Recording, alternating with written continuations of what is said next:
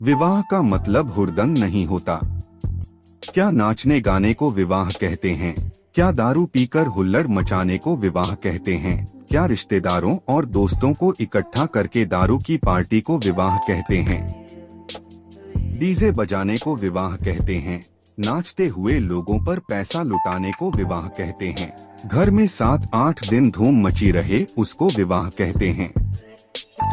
दारू की 20 से 25 पेटी लग जाए उसको विवाह कहते हैं? किसको विवाह कहते हैं? विवाह उसे कहते हैं जो वेदी के ऊपर मंडप के नीचे पंडित जी मंत्रोच्चारण के साथ देवताओं का आवाहन करके विवाह की वैदिक रस्मों को कराने को विवाह कहते हैं।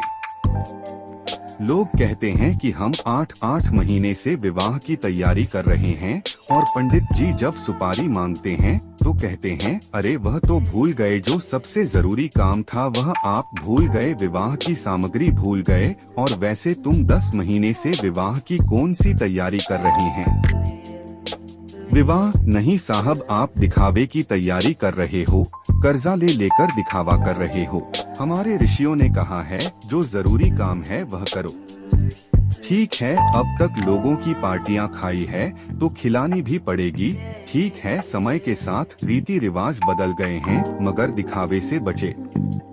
मैं कहना चाहता हूँ, आज आप दिखावा करना चाहते हो, करो, खूब करो, मगर जो असली काम है जिसे सही मायने में विवाह कहते हैं वह काम गौन ना हो जाए। 6 घंटे नाचने में लगा देंगे, 4 घंटे मेहमानों से मिलने में लगा देंगे, 3 घंटे जयमाला में लगा देंगे, 4 घंटे फोटो खींचने में लगा देंगे, और पंडित जी के सामने आते ही कहेंगे, पंडित जी जी जल्दी करो, जल्दी करो। पंडित जी भी बेचारे क्या करें, वह भी कहते हैं सब स्वाहा स्वाहा। जब तुम खुद ही बर्बाद होना चाहते हो तो पूरी रात जगना पंडित जी के लिए जरूरी है क्या? उन्हें भी अपना कोई दूसरा काम ढूंढना है, उन्हें भी अपनी जीविका चलानी है, मतलब असली काम के लिए आपके पास समय नहीं है।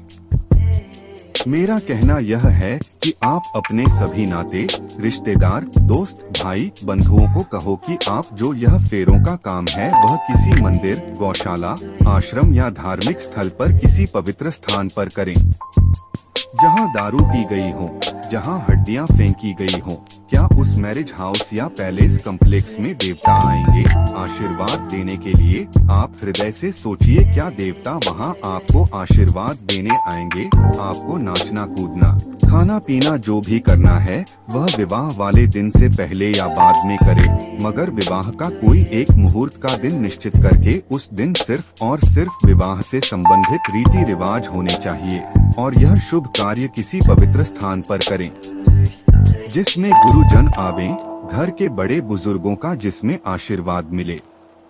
आप खुद विचार करिए, हमारे घर में कोई मांगलिक कार्य है जिसमें सब आए और अपने ठाकुर को भूल जाएं, अपने भगवान को भूल जाएं, अपने कुल देवताओं को भूल जाएं।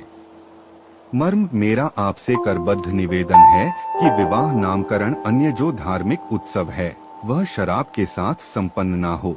उनमें उन विषय वस्तुओं को शामिल ना करें जो धार्मिक कार्यों में निषेध है। आपको हमारी प्रस्तुति कैसी लगी? ऐसी ही और दिलचस्प, मार्मिक, प्रेरणादायक, मर्मस्पर्शी प्रस्तुति के लिए आप हमें फॉलो करके सहयोग करें। धन्यवाद।